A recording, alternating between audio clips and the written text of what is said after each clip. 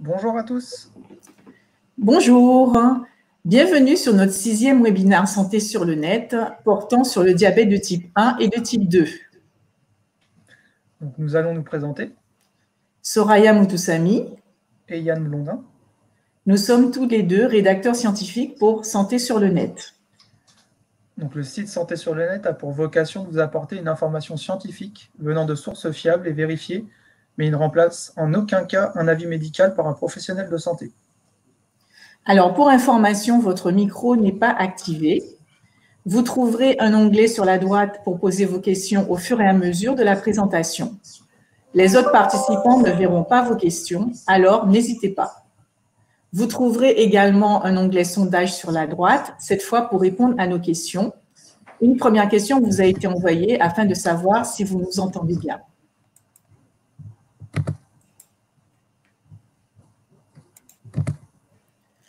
Dans ce webinaire, nous allons vous présenter dans une première partie les généralités sur le diabète de type 1 et de type 2, puis dans une seconde partie, la prise en charge.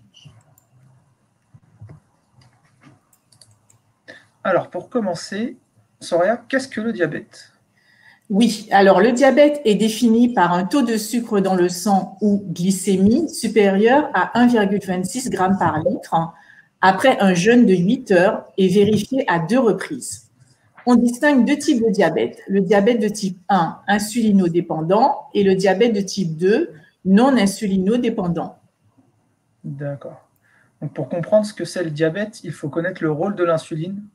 Et donc, qu'est-ce que l'insuline et à quoi sert-elle? L'insuline est une hormone sécrétée par le pancréas dont le rôle est de faire entrer le glucose dans les cellules et donc de faire baisser la glycémie, c'est-à-dire le taux de sucre dans le sang. D'accord. Et qu'est-ce que le diabète de type 1 et qu'est-ce que le diabète de type 2, Soraya? Le diabète de type 1 est dû à un déficit absolu en insuline. Il est donc ainsi appelé diabète insulinodépendant. Le diabète de type 1 apparaît généralement chez l'enfant. Le diabète de type 2, lui, est dû soit à une défaillance des cellules bêta sécrétant l'insuline, soit à une résistance des cellules à l'action de l'insuline. Il est aussi appelé diabète non insulinodépendant et il apparaît chez l'adulte à partir de la quarantaine. D'accord. Et quels sont les symptômes du diabète? Alors, les symptômes du diabète sont très variables. Il peut y avoir une perte de poids, une vision floue, une envie fréquente d'uriner, la cicatrisation lente des plaies, l'augmentation de la soif et aussi une fatigue excessive. D'accord. Est-ce qu'il y a beaucoup de patients diabétiques en France? Oui, il y a environ 4 millions de patients diabétiques traités en France. Environ 6% sont des diabétiques de type 1 et 92% sont des diabétiques de type 2. Parmi les diabétiques de type 2, 16% sont sous insuline et 76% sous antidiabétiques par voie orale. D'accord. Et connaît-on les causes du diabète? Oui. Alors, le diabète de type 1 est une maladie auto-immune. Les cellules sécrétant de l'insuline sont défectueuses, mais il existe une prédisposition génétique. Dans le diabète de type 2, il y a aussi une prédisposition génétique. Par exemple, lorsque l'un des deux parents est diabétique de type 2, le risque de transmission à la descendance est de l'ordre de 40%. Et si les deux parents sont atteints, le risque grimpe à 70%. Les facteurs de risque du diabète de type 2 sont le surpoids et l'obésité, la sédentarité et le tabagisme. D'accord. Et quelles sont les complications du diabète? Alors, le diabète non pris en charge peut avoir des complications graves. Le risque de mortalité est 2 fois plus élevé chez les diabétiques par rapport aux non-diabétiques. Par exemple, sur les yeux, on a ce qu'on appelle la rétinopathie diabétique avec un risque de cécité. Le diabète est la principale cause de cécité dans les pays occidentaux. Sur le rein, on a la néphropathie diabétique, c'est la principale cause d'insuffisance rénale au stade terminal. Sur les nerfs, on peut avoir la neuropathie diabétique. Les principaux symptômes sont des douleurs, des troubles de la sensibilité. Alors, on a aussi d'autres complications. notamment l'athérosclérose. Le diabète augmente aussi le risque d'athérosclérose, c'est-à-dire de dépôt lipidique dans la paroi des artères. Alors, cela va entraîner des complications sur le cœur avec un risque d'angor ou d'infarctus, sur le cerveau, un risque d'accident vasculaire cérébral et sur les membres inférieurs, une artériopathie oblitérante. Près de 60% des diabétiques décéderont d'une maladie cardiovasculaire. Le diabète peut aussi entraîner des troubles de la cicatrisation. Les diabétiques doivent notamment surveiller leurs pieds.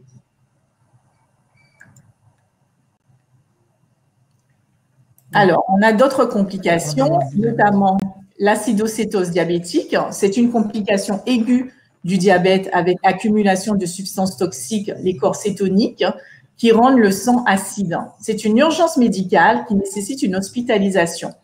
Chez les enfants, l'acidocétose diabétique est à l'origine de la découverte d'un tiers des cas de diabète.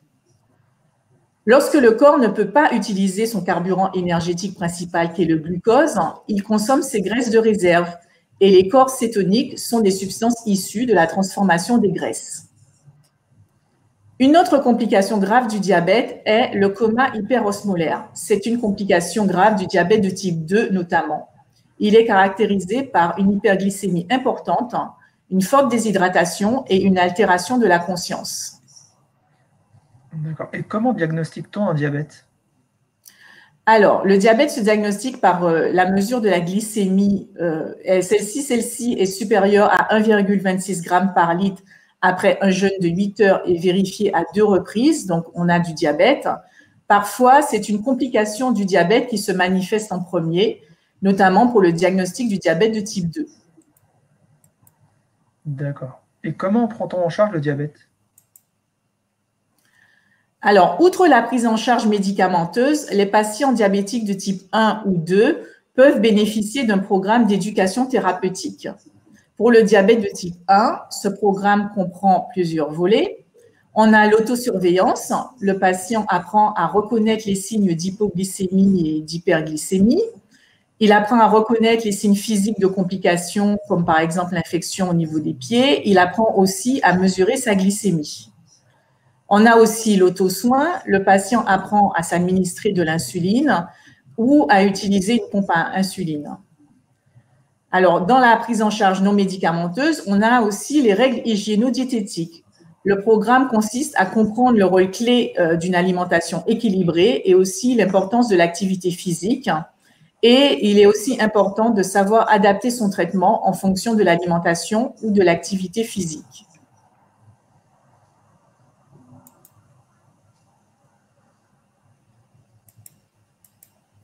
Concernant les règles hygiéno-diététiques, comme on peut le voir sur la diapositive, que cela soit pour le diabète de type 1 et le diabète de type 2, elles consistent donc en une alimentation équilibrée. Les patients doivent être encouragés à manger des aliments sainement, la moitié de l'assiette avec des fruits et légumes, une autre moitié avec des céréales complètes et des protéines maigres, et enfin un produit laitier non gras. Alors, dans les règles hygiéno-diététiques, on a aussi l'activité physique. Donc, il est recommandé de pratiquer une activité physique pendant au moins 150 minutes par semaine. Donc, une activité physique modérée, telle que la gymnastique, l'endurance, des assouplissements. Et il est également recommandé de diminuer la consommation d'alcool et d'arrêter le tabac. D'accord. Et plus particulièrement, concernant le diabète de type 1, comment le prend-on en charge? Alors, les patients diabétiques de type 1, on l'a vu, ils n'ont plus d'insuline. Il faut donc leur en apporter. Il existe plusieurs types d'insuline. Donc, il y a l'insuline recombinante, les analogues de l'insuline rapide ou lent qui couvrent les besoins postprandiaux ou basaux.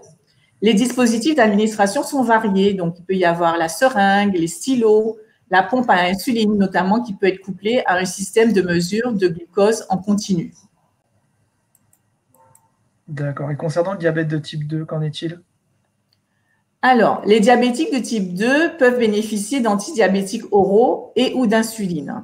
Généralement, on commence par un antidiabétique oral en monothérapie, puis on peut associer les antidiabétiques oraux entre eux, rajouter de l'insuline ou n'utiliser que l'insuline.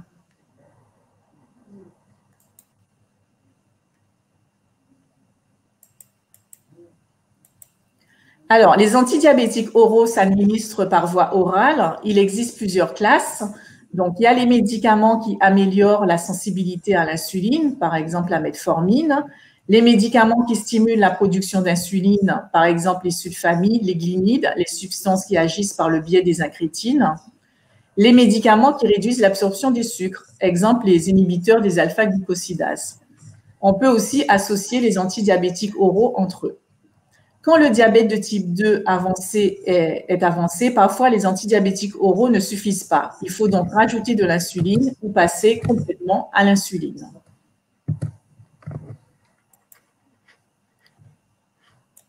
Donc, nous allons à présent passer à la deuxième session de ce webinaire et donc de tenter de répondre à toutes vos questions. N'hésitez pas à les poser encore, c'est encore possible sur l'onglet à droite, normalement, de la présentation. Alors, je regarde si on a déjà des questions. Oui, on a une question. Donc, Soraya, quels sont les signes d'hypo ou d'hyperglycémie? Alors, les signes d'hypoglycémie, c'est principalement donc, la faim, la sueur, les tremblements, les troubles de la vue, les vertiges. Les signes d'hyperglycémie, donc ça peut être la soif, la fatigue, les urines abondantes, la langue sèche. Si vous êtes sous insuline, vous pouvez avoir des hypoglycémies. Donc, il faut bien connaître ces symptômes pour pouvoir les traiter correctement. Là, je regarde sur nos... Alors, on nous pose la question, que faire en cas d'hypoglycémie, justement? Oui, donc en cas d'hypoglycémie, il est recommandé de prendre 3 morceaux de sucre ou un jus de fruits, puis on contrôle de nouveau sa glycémie. Si au bout de 15 minutes, elle est toujours basse, on peut prendre une collation, c'est-à-dire un fruit, des biscuits secs ou une barre de céréales. Alors, on me demande également ce qu'est l'HbA1c, pardon. Alors, l'HbA1c ou hémoglobine glyquée donne une estimation de la glycémie sur 3 mois. Le glucose se lie à l'hémoglobine présente dans les globules rouges. Et donc, cette HbA1c sert au suivi du diabète. Donc, dans le diabète de type 1, l'HbA1c est compris entre 7 et 7,5 %. Et dans le diabète de type 2, l'HbA1c doit être inférieur ou égal à 7 %. D'accord. Alors, maintenant, il y a une personne qui nous dit qu'elle a un diabète gestationnel et est-ce que cela va continuer après l'accouchement?